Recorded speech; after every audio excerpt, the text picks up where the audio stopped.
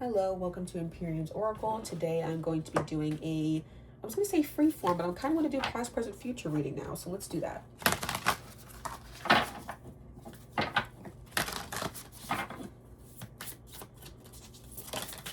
So we have past. Let's do, okay, these are coming out quickly. Present. Let's do future. Okay. So for the past, we have awakening, inspired action. There is only what life is asking of me. So in the past, you were really focused on going with the flow of life, not doing anything that didn't feel right to not just you, but your body, your soul. Now in the present, we have woman holding a coin. That's gotten you to a very stable place. Like you listening to yourself has gotten you to a point where you don't have to worry about as many things as you did previously. You're very stable. You know what you want. You know what you're working towards. Very beautiful. We have, for future, we have Saudade. I forgot what this means. I have to look up what it means in the book because I don't. Let me see. It's number 21. The presence of absence. So longing. Okay. And we also have surrender. Ooh. So this is what this is telling me is that sometimes when we're on our spiritual journey, we think that we have everything down pat, and then it's like something comes in to ruin our idea that we have everything going on or that everything is just perfect and fine. So this is just what the spiritual journey is made up of. You working hard, making, coming to realizations, doing really well, and then you come to another realization that maybe sort of knocks you off your feet. And you sort of have to build yourself back up again. That's what this feels like. This could also even be like the loss of a person or the loss of something that meant a lot to you. Again, it's like the whole thing with the spiritual journey is that we're constantly creating and then losing the thing we've created. Or we're constantly experiencing things and then losing those experiences. Like that's just what life is. So that's sort of what you're coming to realize on this spiritual journey is that that's going to be a constant. And that can be a scary thought, but once you realize that it happens to everyone and it's not just like the universe is out to get you, it becomes much more of a normal feeling.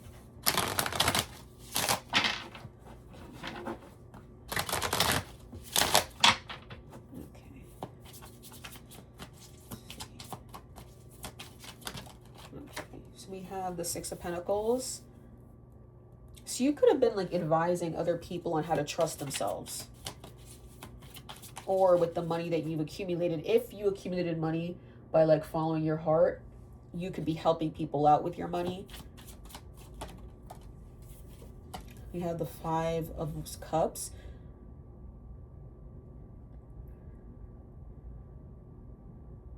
I think you helping people out ended up making you feel drained. Like you could have gave people a lot more money than you thought you were giving them. Or you gave them more money because you thought you had enough, but you didn't. You could have also been giving to sort of fill a void. You know how sometimes people, they may give things to other people because maybe they don't have kids or because they don't have friends. So it's like they just give, because it's almost like they're filling a void because they don't have other people in their life to give to. But then it just leaves them feeling drained. I sort of feel like this could be maybe a little bit something you can relate to. Because like you can give people everything, but if you don't have a personal connection with them, you're going to end up feeling like, where'd all of my money go? You're going to end up feeling like you didn't really put it in a place where it could be returned back to you. Not in like a transactional way, but it's just like, it goes a long way to feel appreciated. And I think that sometimes when you give, you don't feel appreciated, and that can hurt you. Tell me about this person's like connections, like their friendships or family. We have the Page of Wands. You could be very different from your family, which can make it difficult for you to relate to them, which is why you could be so giving to people who you don't know as well, because it's like you may not have other people you can give to. You also just maybe see the world a different way than the people in your family or your friends. We have the Eight of Swords.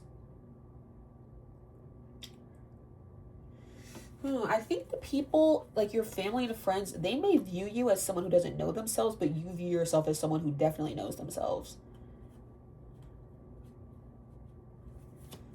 But sometimes people assume we don't know ourselves because they don't know themselves. So it's easy for them to assume that you don't know yourself when they do not understand themselves on that level. We have the Three of Swords.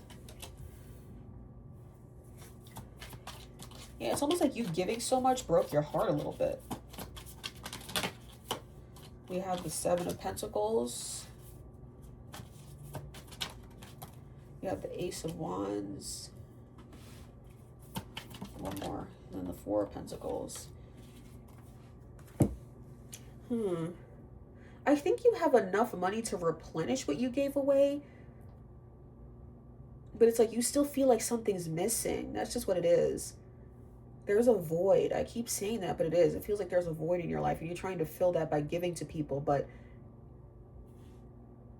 it might not even be that you're so much affected by it, by your giving not being reciprocated, as much as you're affected by the fact that you're giving to people who you don't have a personal connection with. That's what I think it is. And it's like you're still going to keep on giving. It just hurts that you can't give to someone who you care about endlessly and who you love unconditionally and who love you unconditionally. I think you're wanting a partner, like a relationship. That's what this feels like. And it's like you're stable, like you have the ability to do that.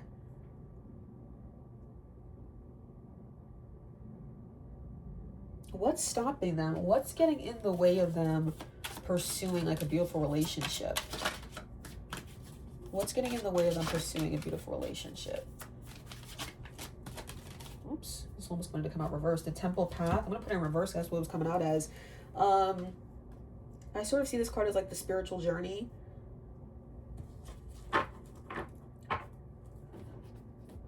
Maybe you haven't met anyone who sees the world the way you do, or you haven't met anyone who understands you the way that you want to be understood. That's what it is. It could even make you resentful of your spiritual journey, because how is it that spiritual journeys are supposed to be this beautiful thing, but you feel like there's such a big void? I feel like that's sort of the difficult relationship you currently have with your spiritual journey. Oh, almost bent this card like crazy. We have Dead End. And then Divine Timing. So yeah, there might be a part of you that worries that you're never going to find someone, but you will. It is just a divine timing thing. And I know I get pissed when I hear that shit too, but sometimes it is just in divine timing. Okay. I want to see if Spirit will tell me. Spirit, what are you holding back on? Like, why is this person not experiencing a relationship they want? Is there something they need to learn? Like, what cycle does this person need to break before they do? Okay, let me put these cards away first.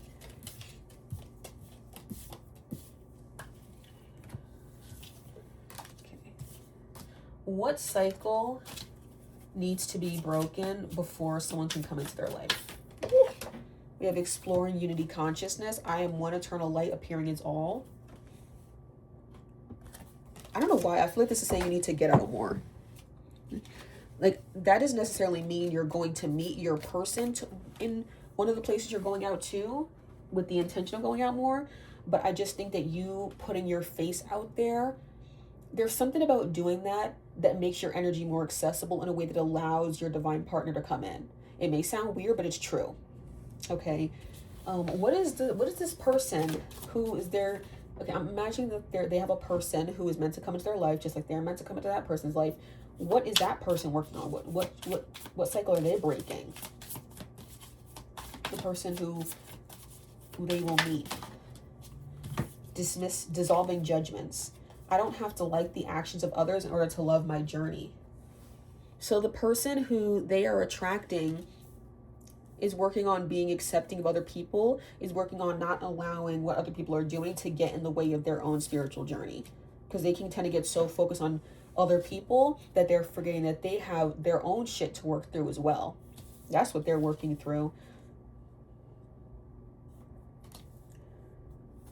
And also just trying not to control others, trying to understand that they can still feel safe in their environment and their body, even when people around them are doing things they don't agree with. That's what the other person is working on.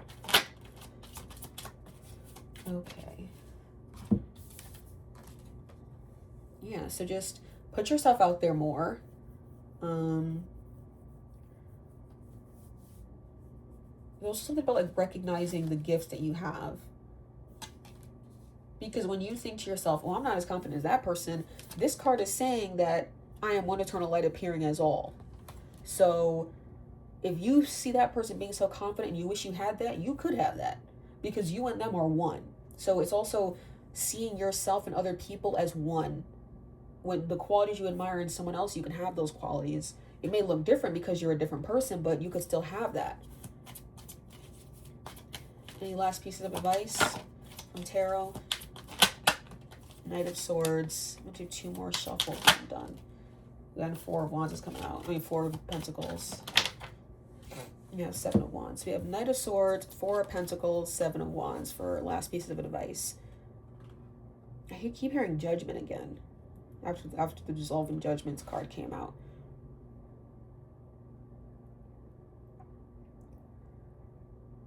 I think like try not to rush to judgment when you meet either this person or just people in general. You may sometimes meet people and you think to yourself, ugh, like I could never be friends with that person, or maybe that person, they could never like someone like me. Like it feels like you need more confidence. And it's interesting because in the future set of cards with Sadade and then Surrender, I was saying that there's a void. I think right now you don't feel like there's like, you feel like anything, you don't, oh my God, you don't, right now you don't feel like there's anything missing in your life, but in the future you may think to yourself, I kind of want a relationship. So right now you're very focused on work. That's why we have like a, the 4 of Wands out here. And like it's almost like you're guarding that, because you see how we have the Knight of Swords is facing a different direction and the 7 of Wands is facing a different direction. I sort of see that as them guarding this stability that's here. So right now you're really focused on just keeping your money the way that it is, making sure that there's longevity with that. And so right now that's really the only thing that's on your mind. I think that Spirit's just saying that it's okay to do that, but just make sure you're also working on putting yourself out there, because that's what's going to, allow your energy and this person's to align. So yeah. Let's get some advice.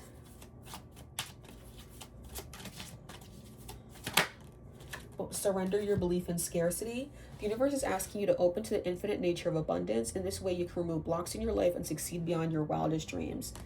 Yeah, so there are plenty of fish in the sea. Do not think to yourself that, oh my God, how am I going to find someone when maybe I look like this, or maybe my mindset is like this. Like, how am I going to find someone? There are so many people in this world, okay? I know it can be difficult to understand that you could still meet someone and not be perfect, but that's true, because a lot of people are in relationships and no one's perfect. So just keep that in mind. And yeah, just be open. When I say like that means like be open to new experiences, to be open to talking to new people, be open to going to new places. Like that is what is going to open you up to meeting this person, okay? I love you. I'm wishing you nothing but the best. Have a good day. This is Imperium's Oracle. Oh my God, I still cannot say my business name. The last 5 videos I messed it up. This is Imperium's Oracle, signing off. Goodbye.